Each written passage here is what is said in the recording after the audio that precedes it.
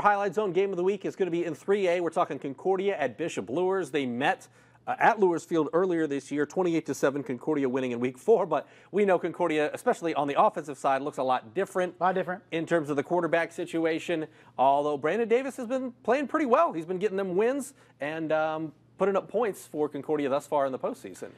Absolutely, and they didn't need that offense to beat Bishop Luers the first time around. That was a 28-7 game, and Luers scored in the opening kickoff and then did absolutely nothing offensively the rest of the game. So when we're looking at this rematch, you're thinking if Concordia can come out with the same intensity defensively that they did the first time around, get a couple touchdowns offensively, they have a great chance of winning this game. I think all the pressure is on Bishop Luers because they're the so-called favorite in this sectional after Concordia lost Jake Bird, and I think you can look at it and make a great case for Concordia if they can get a couple scores, limit Jordan Presley, Tyron Hambright, Justin Gaston and company.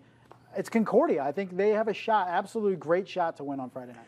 What do we know about Bishop Luers at this point in the season? Because they've had a tandem of running backs with Presley and Hambright, and we thought they'd put up monster numbers. They put up good numbers when healthy, but they haven't always been both dominant in a single game, which is maybe something they need against that Concordia defense. Yeah, and they were both limited in that game against Concordia as well the first time around. So you're looking at it, and yeah, those guys can go crazy against certain opponents, but against good defenses, they've been held in check more often than not. So that's the question for me is for Bishop Luers is can they get an offense going? The sluggish starts in the postseason for Luers too.